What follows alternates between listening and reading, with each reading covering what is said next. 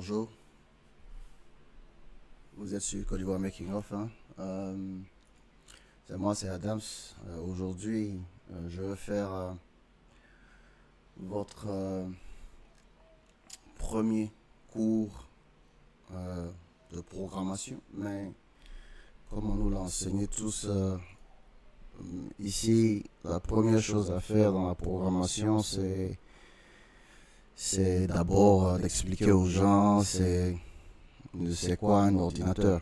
Est-ce que tu vois et comment un ordinateur marche. Donc, pour moi, la première chose à faire, c'est de vous expliquer d'abord comment un ordinateur marche.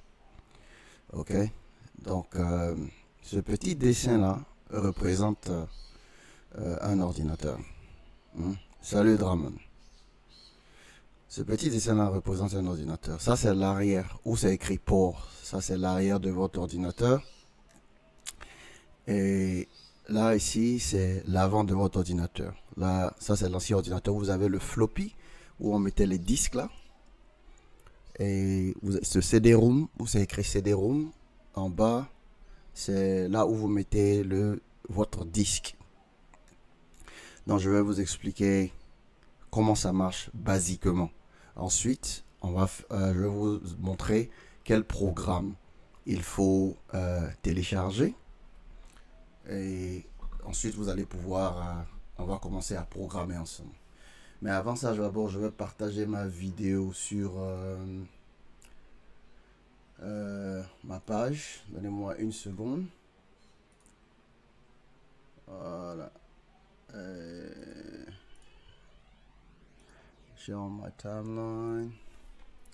Première leçon. Comprendre un ordinateur basique. Donc,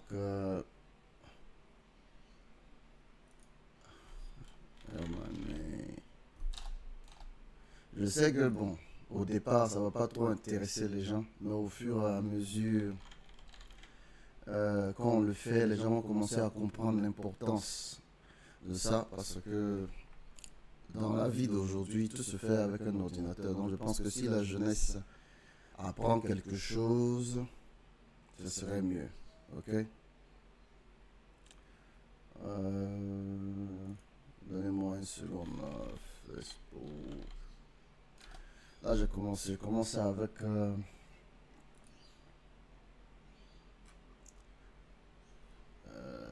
ça que je vais.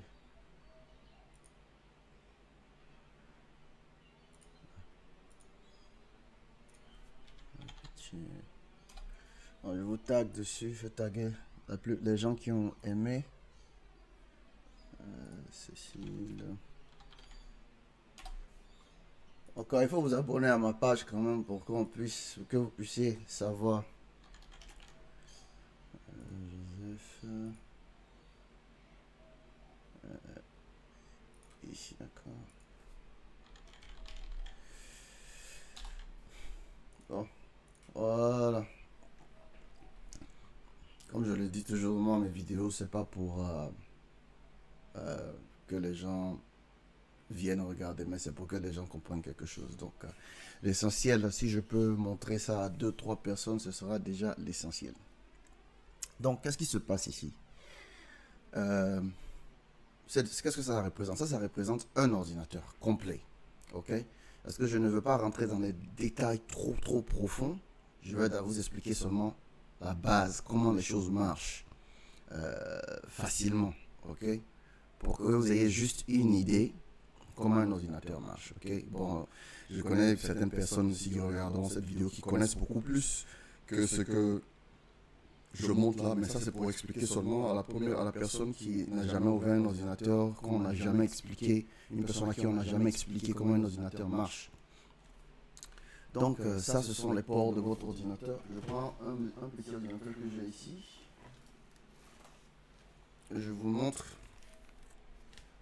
Si vous avez un ordinateur où c'est écrit port, là, c'est l'arrière de votre ordinateur ici. Bon, normalement, ça, c'est un tout petit ordinateur que j'ai pour faire de petits programmes. Normalement, un ordinateur ici, ça c'est la batterie, mais vous avez des ports là. C'est-à-dire que vous pouvez mettre un USB et tout ça. Ça, c'est un gros ordinateur. Mais le port là, ça représenterait là ici où il y a le son, le USB et tout ça. Ensuite, eux aussi, cette partie-là, ce sont les ports. Ok? Et les RAM, c'est à l'intérieur de votre ordinateur. C'est ce qui transfère. Quand vous branchez quelque chose sur votre ordinateur, par exemple, une clé USB ou bien quelque chose, tout ce que vous branchez dessus vont aller dans le bus. Le bus, c'est quoi? Le bus, c'est comme si vous imaginez des câbles qui sont interconnectés, qui créent un chemin pour aller vers, par exemple, c'est-à-dire que c'est comme une route. Donc, ouais, je vais expliquer ça comme ça. C'est comme une route. Toutes les informations que vous mettez dans votre ordinateur vont suivre un chemin. Chacun a son chemin et ça peut être saturé.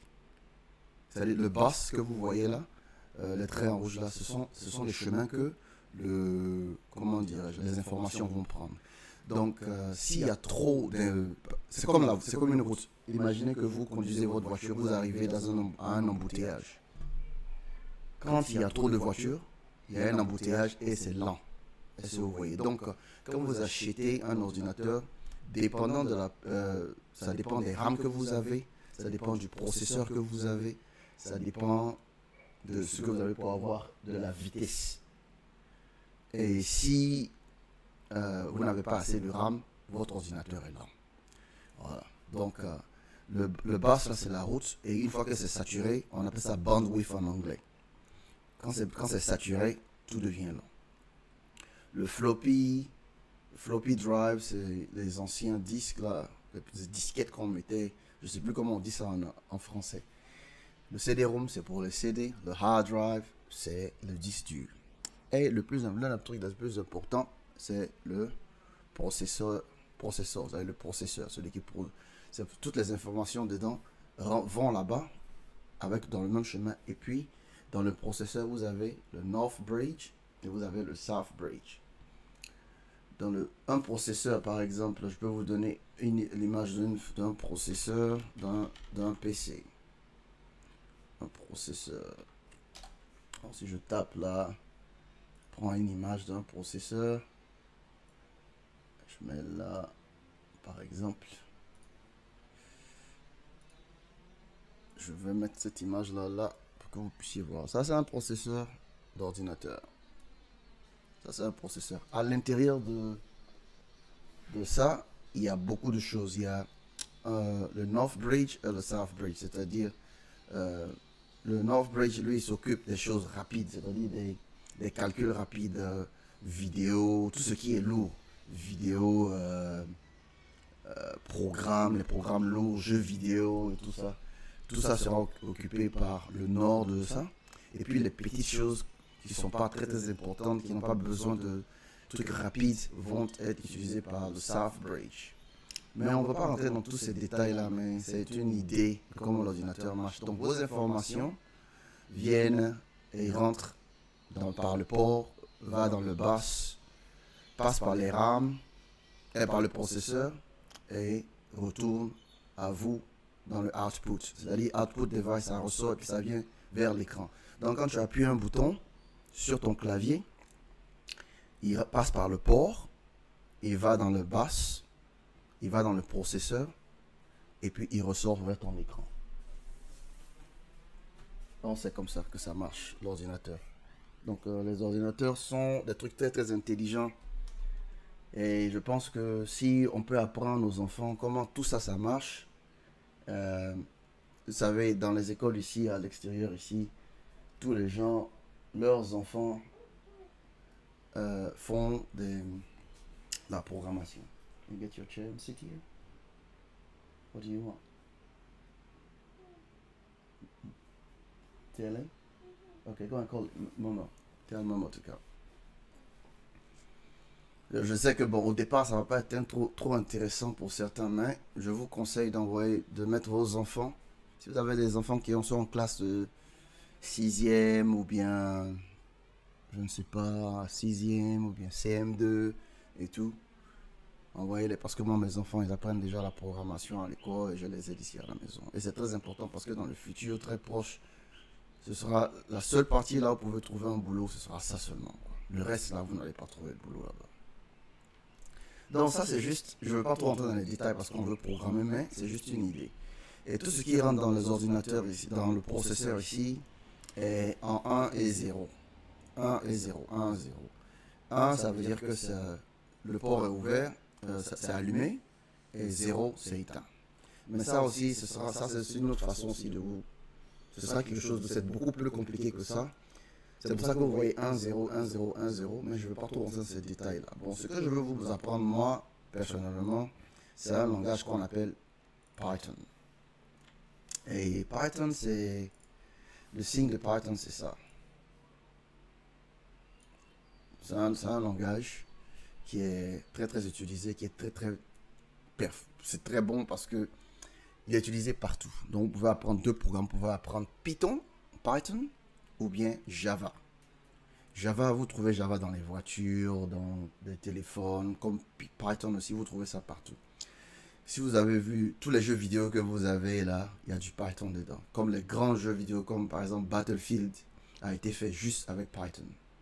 Si vous utilisez Dropbox pour partager des informations avec quelqu'un, c'est Python.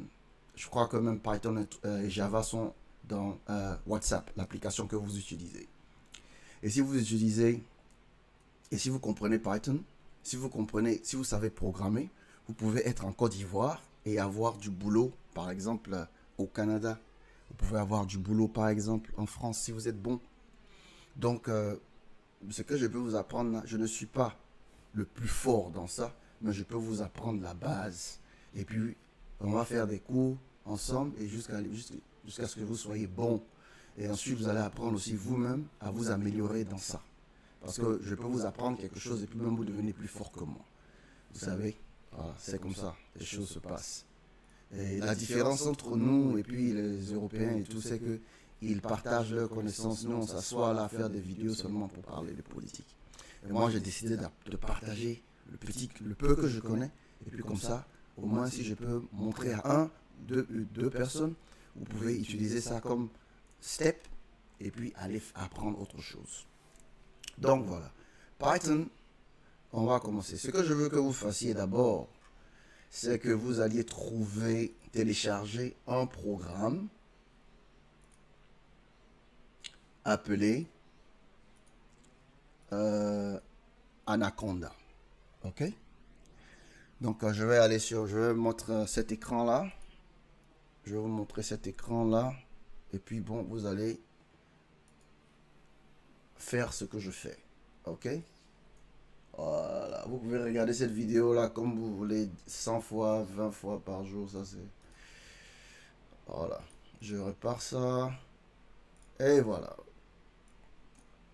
Voilà. Ça c'est ma page. Ça c'est ma page là que je viens d'ouvrir. Vous allez taper là Anaconda. Anaconda Python. Est-ce que vous voyez? Anaconda Python. Et vous allez sur Anaconda Home. Si, je ne sais pas, ça peut pour vous être peut-être en anglais. En français, pour moi, c'est en anglais. Et puis vous partez sur Anaconda Distribution. Et puis vous allez Download. Donc, si vous avez... C'est gratuit. Hein? C'est ce qui est bon dans l'affaire de programmer là. C'est gratuit. Vous pouvez... Pour moi, quand ça vient, c'est 64 bits. Parce que moi, mon ordinateur, c'est 64 bits. Vous voyez. Donc, c'est 625 mégabytes. Si vous ne pouvez pas télécharger, mais si c'est difficile pour vous, je peux créer un lien pour que vous puissiez télécharger.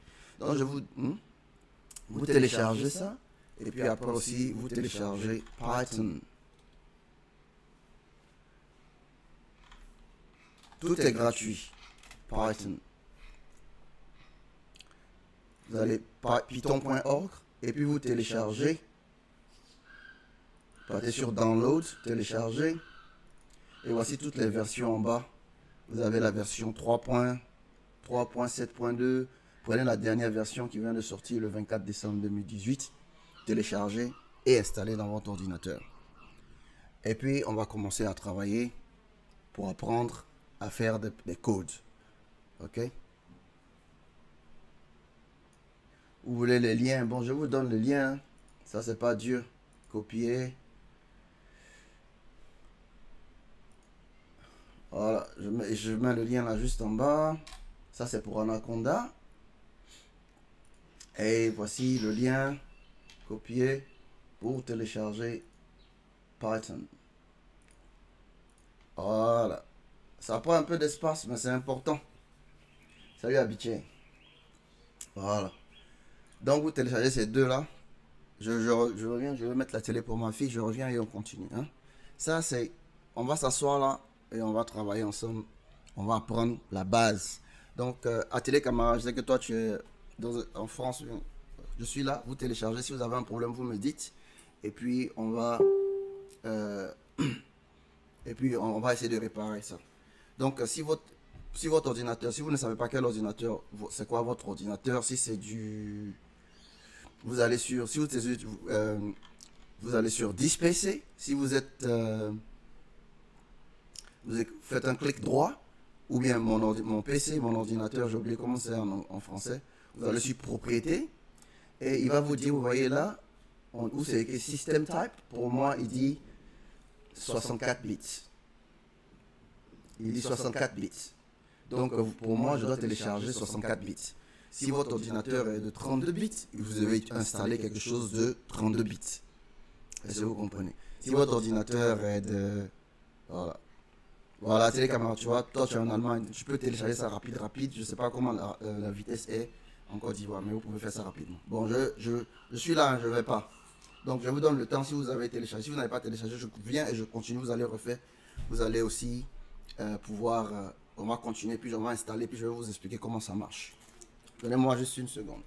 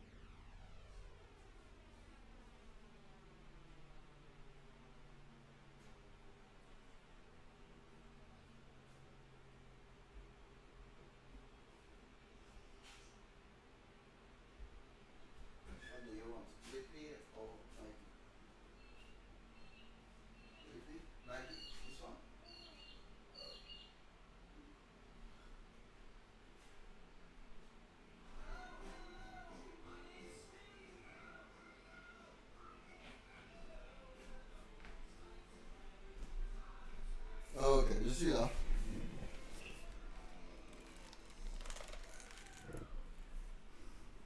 Bon, voilà, si vous avez installé ou pas, mais c'est pas grave. L'essentiel, je continue la vidéo pour que, voilà quoi, vous débrouillez là-bas avec le reste. Bon, une fois que c'est installé, vous voyez là sur, voilà, ça c'est le Python. Quand c'est installé, ça est là.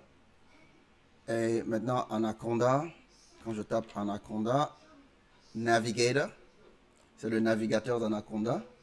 Et c'est ce que tu veux. Comme vous voyez ça, ça commence là.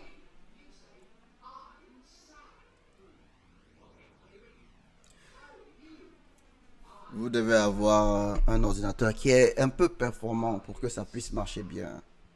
Donc par exemple, moi, je peux ouvrir tout ça parce que j'ai assez de RAM. Donc si vous n'avez pas assez de RAM, vous devez fermer assez de choses qui sont là en marche pour que pour pouvoir utiliser simplement ok, ma fille est en train de regarder la télé là, donc je vais diminuer ça. Oh, chez moi c'est le matin là.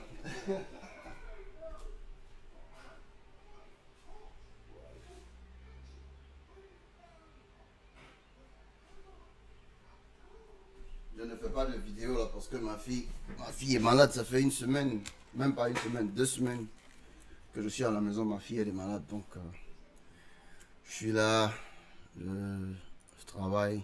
C'est ça qui est bon quand vous connaissez un peu de programmation parce que tu peux travailler à la maison, tu vois. Donc voilà, ça c'est mon desktop ça. Voilà. Donc quand ça c'est Anaconda, quand il est installé, vous ouvrez comme ça Anaconda et il faut tout installer. Il faut d'abord que vous installez les deux choses là. Python et puis Anaconda. Quand c'est installé, vous n'allez pas toucher, vous ne touchez rien, vous ne touchez pas Lab, vous ne touchez pas IP, vous ne touchez pas Spider. Ça ce sont d'autres programmes. Tous ces programmes qui sont dans la... Ça, on peut utiliser ça, on peut apprendre ça après. Mais on n'a même pas besoin de ça. Ce qu'on veut apprendre là, c'est Jupyter. Quand tu appuies, quand tu mets Launch Jupyter, tu dois avoir aussi la connexion Internet. Est-ce que tu vois? Parce que ça va ouvrir, ce programme-là va s'ouvrir directement sur ton browser. C'est-à-dire, il va s'ouvrir sur, voilà, il s'ouvre ici, sur ton, sur ta page Chrome, par exemple. Est-ce que tu vois? Donc tout ce que vous voyez là, ça c'est tout ce qui est dans mon ordinateur. Il crée une page qui représente ton ordinateur. Et tout ça, tout ce que vous voyez là, c'est-à-dire que tout ce que vous avez mis dans votre ordinateur, tout ce qui est dans votre ordinateur va apparaître là. Est-ce que vous voyez? Donc vous allez partir, vous allez chercher, vous pouvez regarder comme ça, vous voyez là, là c'est Python, où j'ai installé Python. Voilà, Python est là. Mais on va pas ça, on va rentrer dans ces détails là. Après, je vais vous expliquer pourquoi c'est là et tout ça. Maintenant, ce que vous voulez faire, vous allez sur Nouveau, New. Vous cliquez sur Python 3. Ça ouvre cette page là. Et c'est ici que le code se passe. C'est là que vous pouvez faire tous les codes. Voilà. Donc, ça c'est la base. Donc, je ne vais pas aller trop loin aujourd'hui. Je vais simplement vous expliquer ça. Il va falloir que vous puissiez vous installer ça. Il faut que vous installez ça pour qu'on puisse aller sur la vidéo 2, la vidéo 3 et la vidéo 4. On va apprendre ensemble c'est quoi le string. Je sais que ça fait rire un peu. Il y a le string, il y a le boolean, il y a integer, il y a les trucs de mathématiques et tout ça qu'on va apprendre. Il y a le if, ce sont les conditions de programmation, ce qui signifie que bon, si ça se passe, si je fais ça, qu'est-ce que, si par exemple A est égal à 2, fais ça, tu dis à l'ordinateur de faire ça, ou bien si A est égal à 3, fais ça. Est-ce que vous voyez, ça ce sont des conditions de programmation. Donc on va commencer petit à petit, et voilà. Donc ici, ça c'est, ici que vous allez simplement faire votre programme. Par exemple ici, si je dis à l'ordinateur, par exemple, si je dis print ça veut dire imprimer. Si ça c'est déjà le code, hein, ça c'est comme ça on code avec ça. On dit print, on met, je sais pas, entre griffes, vous pouvez utiliser 2 griffes ou bien entre griffes ou bien ça. Je sais plus comment on dit ça en français, mais vous voyez ça vous-même. Entre guillemets ou bien griffe, je sais pas. On va, si je dis imprime, parce que print ça veut dire imprime, si je dis imprime atelier Camara, ça c'est pour dire à l'ordinateur d'imprimer, au code d'imprimer, c'est tout. Donc vous allez là sur le run, quand tu appelles run, il a écrit atelier Camara. Ça, c'est ton premier code. Mais c'est pas comme ça qu'on code. La première chose qu'on vous apprend dans le code, on dit print. Ça, c'est universel. Hello world. Ça, c'est le mot universel. Ça, c'est ce que vous devez retenir ça. La première chose qu'on apprend dans la programmation, ça, on appelle ça un string. On appelle ça string parce que c'est des mots. Quand tu veux représenter des mots dans la programmation, tu utilises, on appelle ça un string. Ok? Je ne sais pas comment on dit ça en anglais. Et c'est pas Enter, vous appuyez toujours Run. Oh, désolé, voilà. Qui peut me dire pourquoi ça n'a pas marché? Ça, c'est une erreur. Qui peut me dire pourquoi ça n'a pas marché? Qui peut taper la différence entre ce que j'ai fait la première fois et ce que j'ai fait la deuxième fois? Qu'est-ce qu'elle est la différence ici? Habitué, si tu as suivi. Qu'est-ce qu'elle a dit? Qu'est-ce que la différence? Il m'a dit, et ça m'a dit erreur de syntaxe. Quelle est la différence entre Hello World et puis Atelier Camara? Parce que je veux écrire, je veux faire un string. Est-ce que vous voyez? Oui, habitué, ton ordinateur sera bon. Ton ordinateur est bon. Atelier Camara. Par exemple, qu'est-ce que vous pensez de ça? Quelle est la différence entre le premier print et le deuxième print?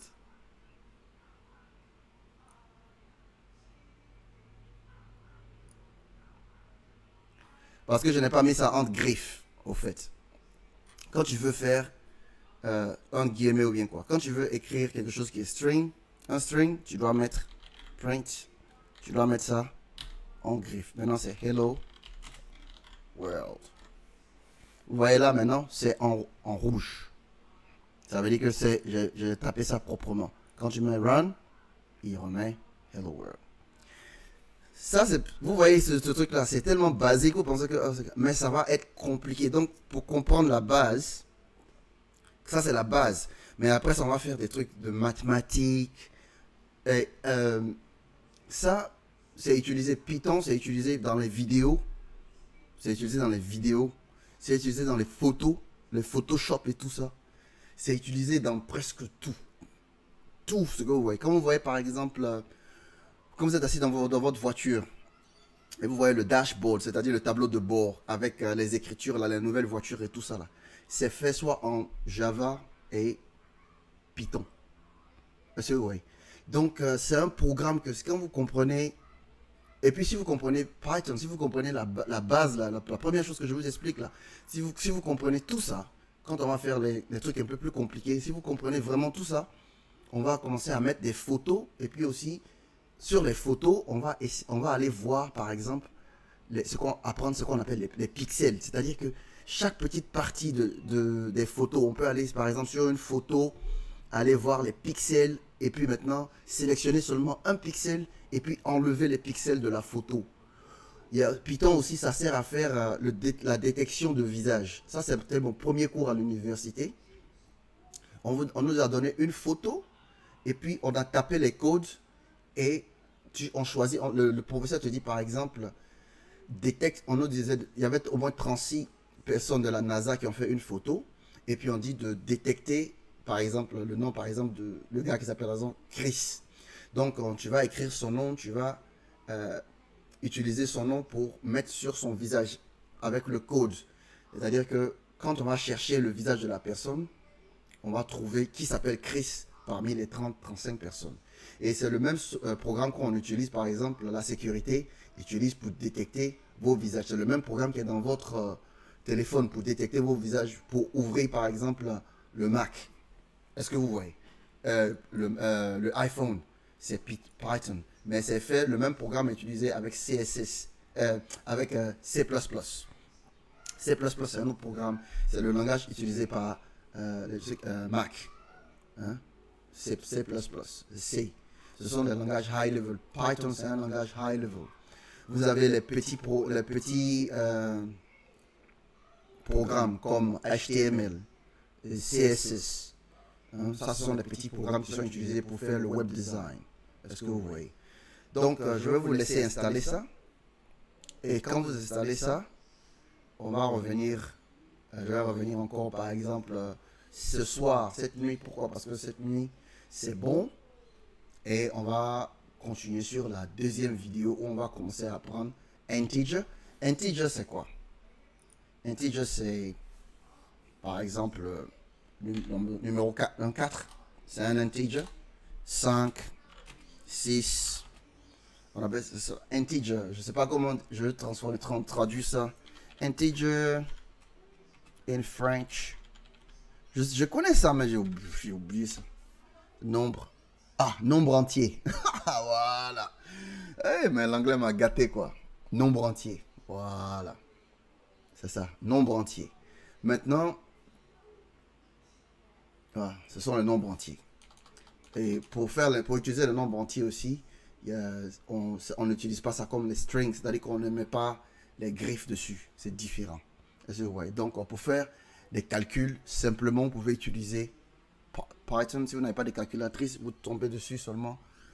Vous pouvez tricher avec ça. Si vous êtes dans un cours, par exemple, de statistiques et tout, si vous comprenez tout ça, vous pouvez ouvrir votre Python et puis taper des codes dessus. Ça va faire tous les calculs pour vous. Bon, donc je vous laisse installer tout ça. Et puis après, on revient dessus comme ça. On peut essayer de travailler ensemble. Et puis, en live, là, quand vous faites une erreur, par exemple, quelque chose ne marche pas, je peux intervenir et puis revenir dessus. Et puis, on peut refaire ça doucement, doucement ensemble. Hein? Tu as la télécaméra, tu veux un cours privé. Tu as combien? Tu as payé. Je vais te faire du Makoso. Hein? Tu veux cours privé. Makoso. Tu vas payer. Ça, c'est un Makoso qui arrive comme ça. Bon, les gars, ça, c'est la première partie. Et puis, bon, maintenant, je vais passer mon temps à écrire ce qu'on va faire. On ne va pas trop discuter dans le prochain cours. Forcément, vous êtes prêts. Ok? On n'a pas besoin de 20, 30 personnes ici. Même si c'est peu à peu, je sais qu'on va commencer avec ça un peu. Et puis, les gens vont venir. Et puis, ça va s'améliorer. Et puis, un jour aussi, on va venir. On va faire une vidéo. On sera 50. Mais ce que j'aimerais, c'est que vous emmenez, par exemple, si vous avez des petits frères qui passent leur temps sur Facebook à ne rien faire, regarder des vidéos, s'il vous plaît, si vous avez des enfants qui sont bons, intelligents, qui ont par exemple, qui sont en 6e, 5e, ou bien qui sont au CM2, CM1, c'est le moment. Parce que moi, mes enfants apprennent ça. Et si mes enfants sont capables de le faire, vos enfants sont capables de le faire. Ils peuvent regarder ça sur... il y a des programmes sur le téléphone ou bien sur le iPad. Ils peuvent regarder ce que je fais et taper les programmes que je vais faire ici sur un iPad. Si vous cherchez dans le Apple Store, si vous avez si vous tapez Python, si vous tapez Python dans le Apple Store, vous allez trouver forcément un programme pour Python Programming. Voilà. Donc j'enlève ça ici. Je vais enlever ça.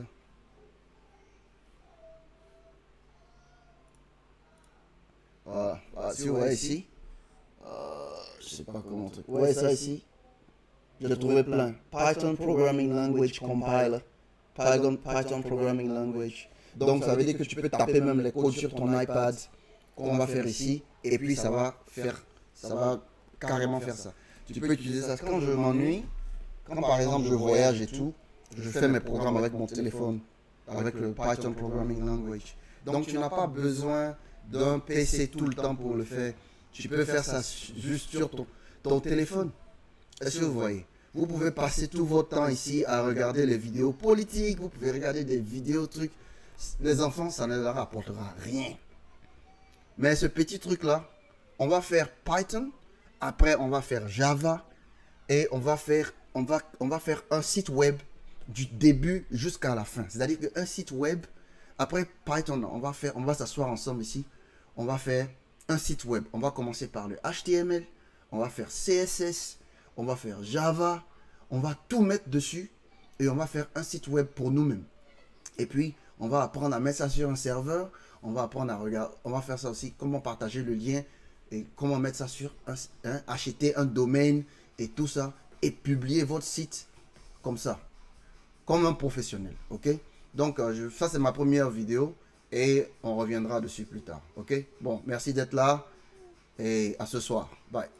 À ce soir d'ici, c'est-à-dire que le matin là-bas. Bye bye.